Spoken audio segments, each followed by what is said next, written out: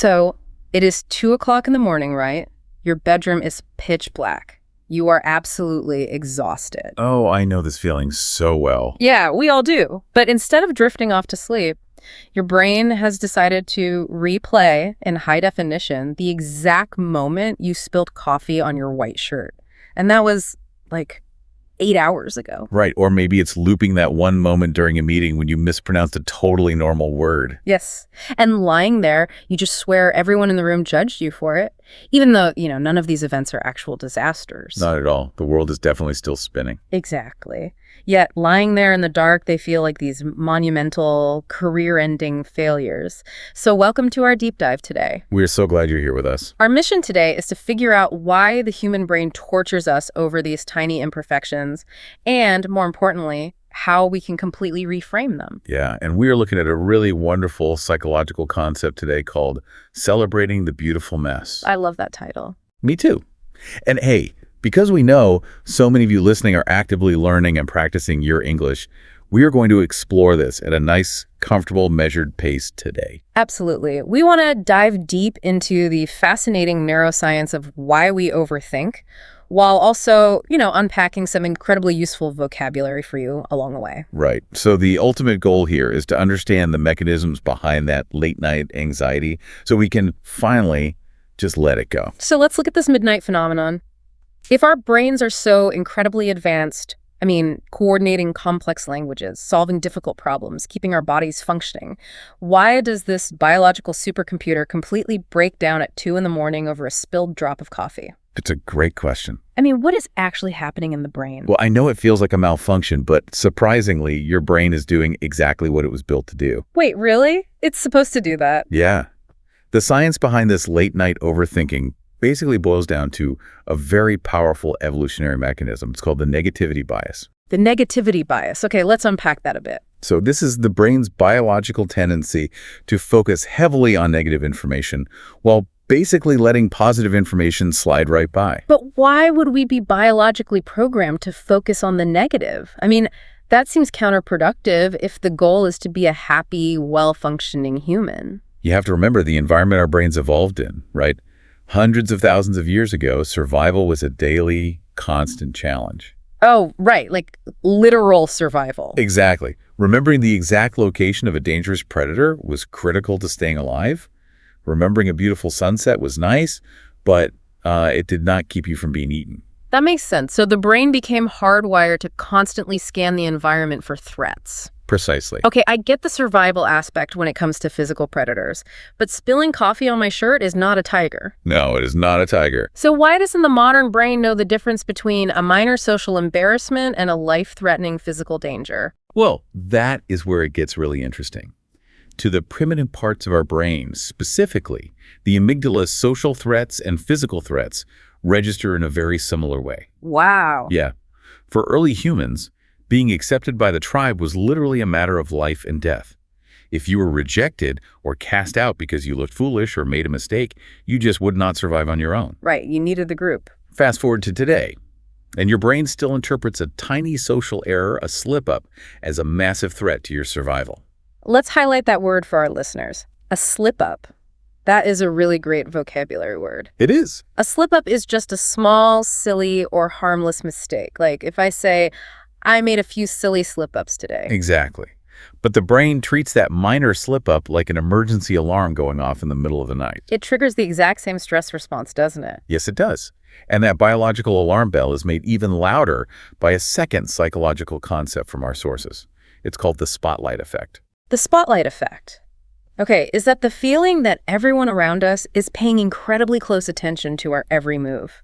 Like an actor alone on a lit stage. That is the illusion, yes.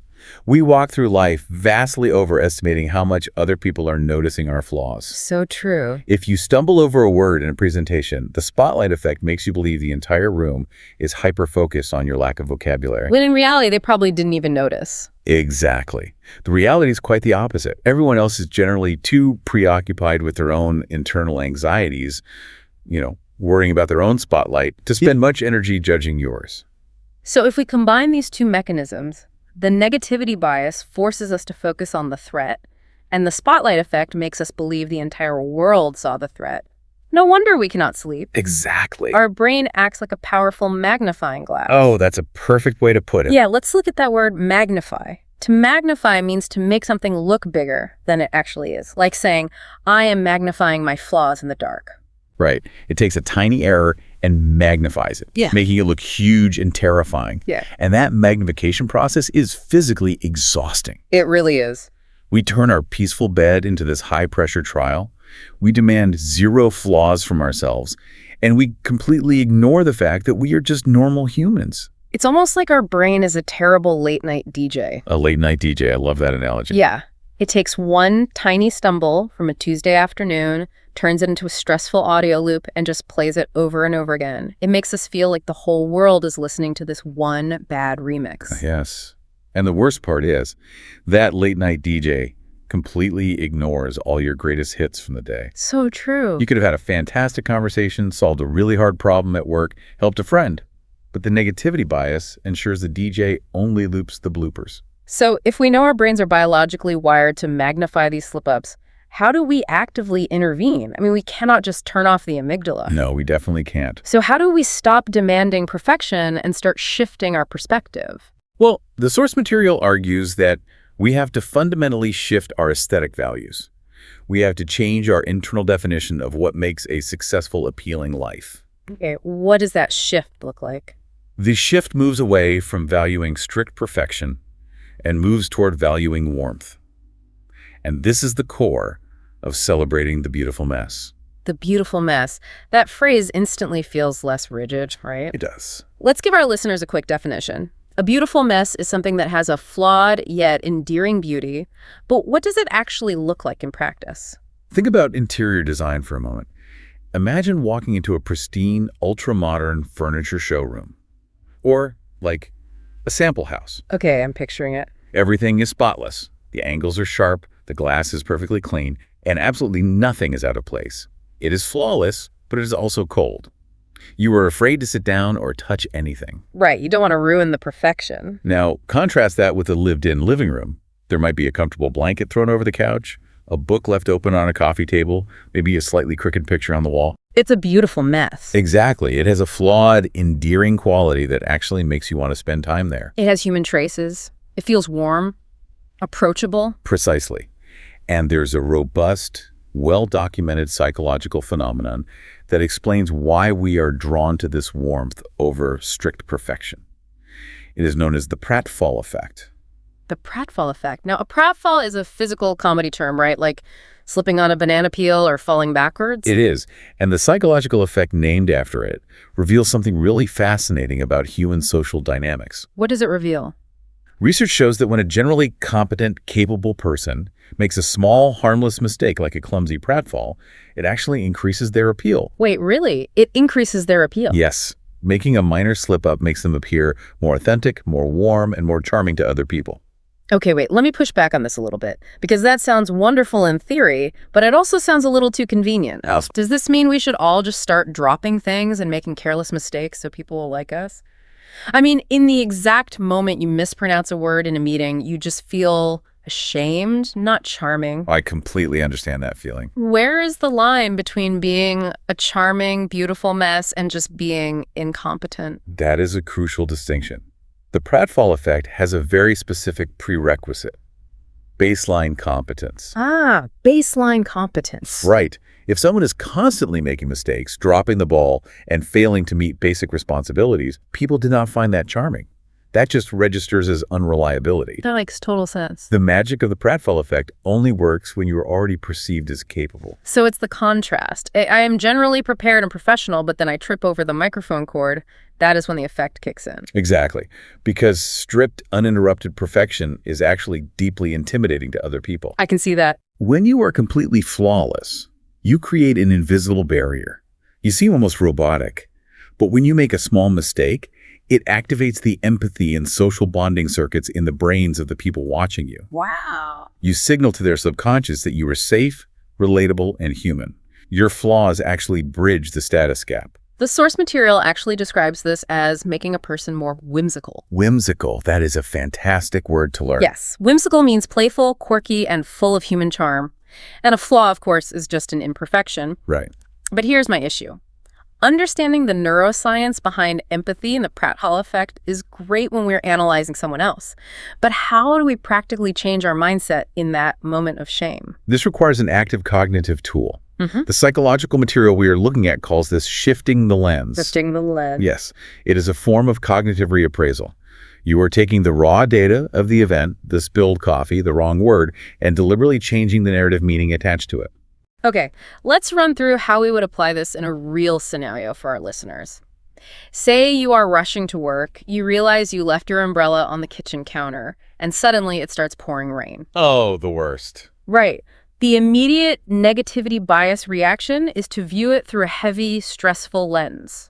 You think, I forgot my umbrella, I'm a disorganized failure. That is the default neural pathway. Yeah. But to shift the lens, you actively interrupt that thought process. You take shelter in a small convenience store and you force a new narrative. What would that new narrative be? You might shift to thinking, the universe wants me to experience the romance of listening to the rain while taking shelter in a convenience store. Oh, wow. That is quite a pivot. You are taking a frustrating error and forcing it into a romantic or cinematic context. Exactly. It completely changes how your body reacts to the stress. Let's try another one.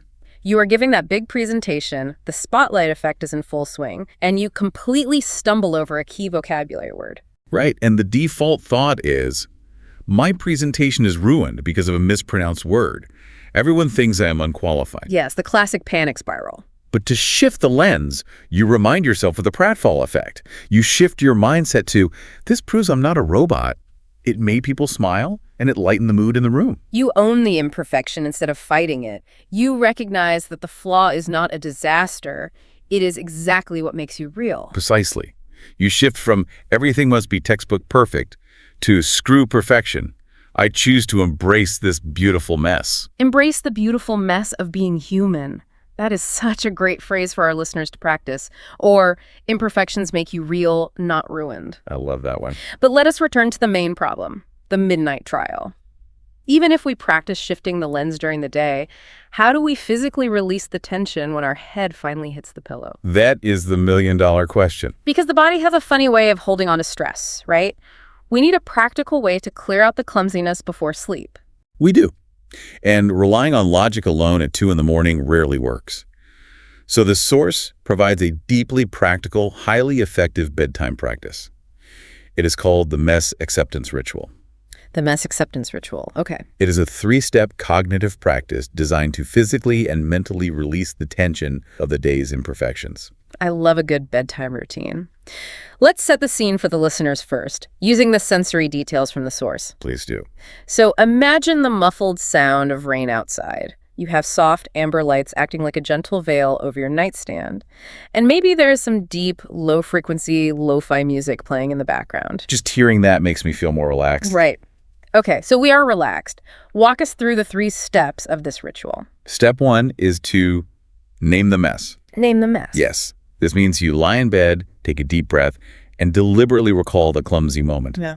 But the key difference here is the tone. You do not scold yourself. Okay, so no beating yourself up. Exactly. You mentally hug that embarrassed version of you and say, you did your best, and it's actually quite cute. There is some profound neuroscience behind this first step, isn't there?